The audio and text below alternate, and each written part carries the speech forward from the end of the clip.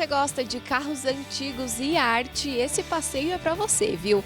A gente veio até a cidade de Campos do Jordão conhecer o Cardê, que é um museu de carros, arte, design e educação, tudo num lugar só.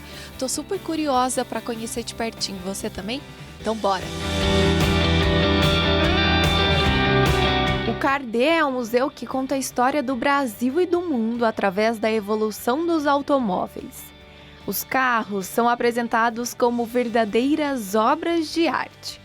Ao total, são 12 salas temáticas organizadas por décadas em um espaço de 6.000 metros quadrados. Já chegamos aqui na primeira sala e quem vai acompanhar a gente nesse momento é a Ana Vitória. Ana, eu confesso pra você que eu não sei o que eu tô mais encantada. Se são essas paredes, todos esses detalhes, são muitas artes em crochê ou se são esses carros incríveis. Eu queria que você compartilhasse com a gente um pouquinho sobre essa primeira impressão de quem chega aqui no museu. Bom, a gente introduz o primeiro pessoal na sala do vídeo, né, contando um pouco mais sobre os idealizadores. E logo quando o pessoal chega aqui, eles já começam a abrir a mente para o Cardê não ser só um museu de automóvel, né? A gente tem nas paredes essas artes em crochês feitas por dois artistas indígenas brasileiros, que foram o Rudá Genipapo e o Caripô Nirmolai. Eles fizeram os desenhos e as mulheres crocheteiras do Instituto Proeza, que fica em Brasília, ampliaram e fizeram essas paredes de crochês gigantes. Foram mais de 200 mulheres por mais de um ano para conseguir completar o projeto. Então foi uma arte bem que aglobou bastante pessoas, né? E também a gente conta com um carro em cima da árvore, que é o nosso Irapuru, que na verdade é um Brasinca GT 4200 de 1964, que foi um esportivo nacional. E ele era muito bom, era um carro que corria bastante e foi dado o nome e pintado assim para homenagear o Irapuru, que é um pássaro nativo da nossa Amazônia, que também é um pássaro muito rápido, que é muito raro de se ver, por isso o carro se assemelha ao pássaro, né? A gente costuma dizer que é uma homenagem da tecnologia para a natureza e da natureza para a tecnologia. Olha que coisa mais linda, gente. Onde você vê, então, tem artesanato e tem cultura. É para deixar os olhos cheios de alegria e é só o começo, certo? Exatamente.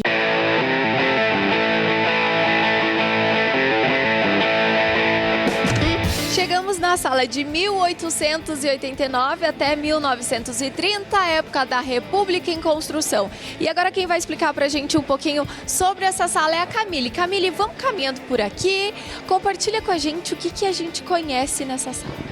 Bom, aqui nessa sala nós falamos um pouco sobre essa questão da República estar se construindo no Brasil. Então vai ter muita influência das questões artísticas, os automóveis, o jeito de falar, o jeito de se portar, tudo isso vai ser muito influenciado de fora.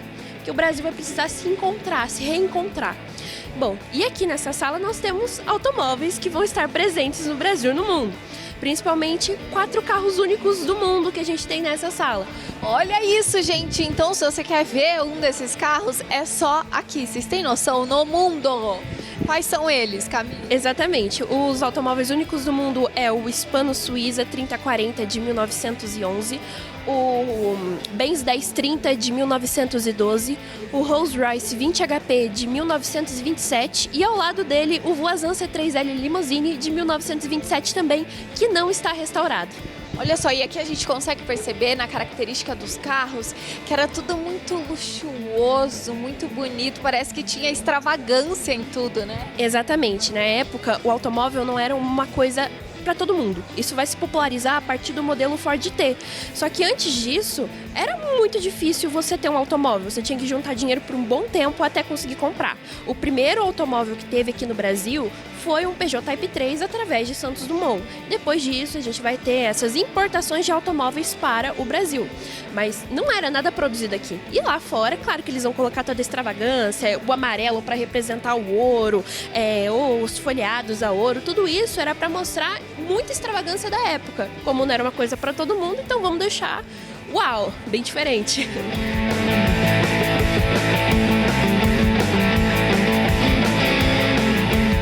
Outra sala bem curiosa é a Desfile do Poder. E agora quem vai apresentar pra gente é a Maria. Maria, tô sabendo que pessoas importantíssimas andaram nesses carros, né? Sim. Bom, aqui ao lado temos esse Lincoln modelo K. Ele foi o carro na qual transportou a Rainha Elizabeth II, o Papa João Paulo II também, Charles de Gaulle, que foi o presidente da França, e também o Getúlio Vargas. Então esse carro transportou muitas pessoas importantes. Foi um carro de desfile mesmo. Se vocês puderem ver, ele possui até uma barra aqui, onde vocês podem ficar em pé para poder acenar para o público e tudo mais. E esse outro carro aqui, o que ele... Aqui, ele é o nosso Volkswagen Fusca. Foi esse daí que transportou o Juscelino Kubitschek. O Juscelino Kubitschek, famoso JK, andou nesse carro na inauguração da Volkswagen aqui no Brasil.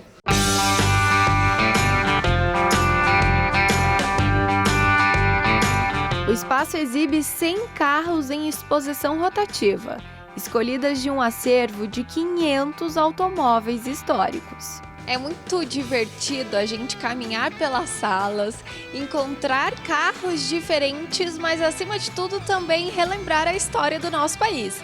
E essa daqui é a Sala Arquitetura do Futuro. Quem vai apresentar ela pra gente é o Murilo, e eu tô sabendo que aqui também tem carros icônicos, né? Sim. A nossa sala se chama Arquitetura do Futuro por causa do Oscar Niemeyer. O que aconteceu? Quando o JK decidiu construir Brasília, tirar esse projeto do papel, que é algo que vinha desde a época da colonização, ele chamou o Oscar Niemeyer, que era um baita de um arquiteto conhecido como o rei das curvas sensuais. Por isso, a nossa sala ela é cheia de curvas azuis e brancas. Então, naquele período, começou muito um surgimento de carros icônicos, como é o caso do Gordini, como é o caso do V Maguete, o caso da Rural Willys também. E aqui nessa sala a gente tem um carro que se chama Fenemé 2000 JK, que é em homenagem ao presidente da época, o Juscelino Kubitschek. Que é aquele carro ali de trás. Exatamente. Gente, além dele ser lindo, vocês vão ver imagens aí de pertinho, ainda tem um JK, né? Foi então estilizado para ele. Na verdade foi uma homenagem para ele, o que perdurou durante muito tempo até o início da ditadura militar. Quando a ditadura militar chegou ao Brasil, o nome JK foi tirado do carro, ele passou a se chamar só Fenemé 2000. Encontrei a Sandra aqui e nessa sala teve memória afetiva envolvida, Sandra. Olha, nem me fale. Todos esses carros fazem parte da minha história, mas esse particularmente foi o primeiro carro que meu pai teve. Só que ele era branco. E eu me lembro que ficava estacionado na frente da nossa casa, era uma rua de terra, em São Bernardo do Campo. E era muito legal a gente brincar, inclusive de lavar o carro.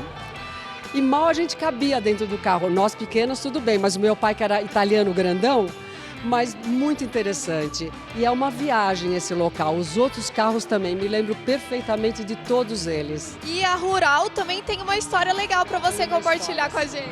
Eu tinha um tio que tinha uma Rural e nós íamos as crianças sentadinhas nos 2 bancos laterais que tinham atrás, que na verdade é um porta-malas e não era um porta-malas.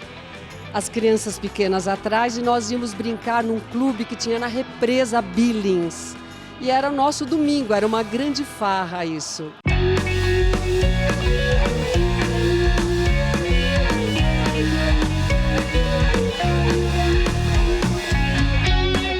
Não dá para visitar um museu assim e não falar de automobilismo, não é? Há uma sala com o título Brasil na Pista, que conta a história do automobilismo no Brasil e no mundo. Em exposição, 2 carros que receberam o nome de Interlagos em homenagem ao circuito de São Paulo. Essa sala aqui eu vou apelidar carinhosamente de memória afetiva. O Luca vai compartilhar com a gente, mas esses carros aqui já são bem mais conhecidos por todos nós, né?